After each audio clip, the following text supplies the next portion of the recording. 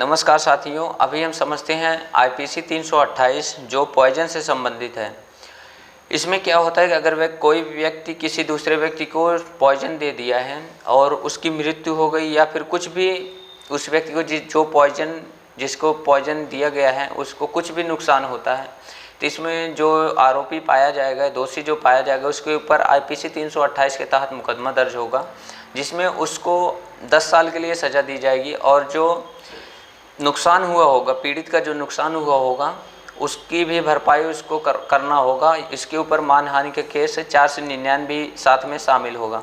मान लीजिए किसी व्यक्ति को हमने जहर दिया या कोई व्यक्ति ने जहर दिया और उसकी मृत्यु हो गई, तो उस पर आईपीसी 328 के तहत भी मुकदमा दर्ज होगा, जिसमें जहर का आरोप लगेगा, जहर देने का आरोप लगेगा। साथ ही साथ उसके ऊपर जैसे उसकी पीड़ित की मृत्यु हो गई तो उसमें क्या होगा कि 307 भी ऐड हो जाएगा, मृत्यु का यानी कि मर्डर का केस शामिल हो जाएगा। साथ साथ उसको शरीर को भी नुकसान हुआ तो मानहानि का भी केस शामिल होगा। ये सारी चीज़ें होती हैं।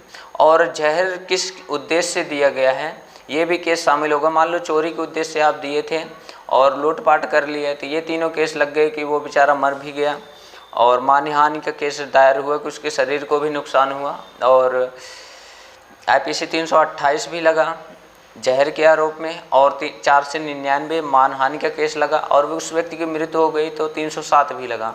साथ ही साथ उसके घर पे जो चोरी की, उसके सामान को चोरी किया, तो ये 378 चोरी के उद्देश्य से चोरी का आरोप लग गया और आईपीसी 379 यानी कि जो आप चोरी किए थे दंड का प्रावधान है 379 में, तो उसके तहत आपको जो सज़ा दी जाएगी चोरी की वो भी आप सारी सज़ाएं ऐड हो जाएंगी इसमें।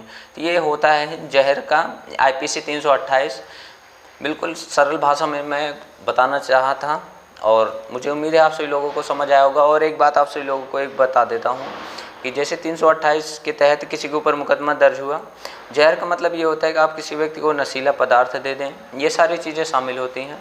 मान लो किसी लड़की को आपने जहर दिया, नशीला पदार्थ दिया, उसके बाद शोषण किया, जो भी रेप बलात्कार जो भी किए, तो जहर का भी आपके ऊपर 328 मुकदमा दायर होगा और साथ में उस लड़की के साथ जो दुष्कर्म किए 376 भी ऐड हो जाएगा, आईपीसी 376 भी ऐड हो जाएगा। तो मुझे उम्मीद है आप सभी लोगों को यह वीडियो समझ आया होगा।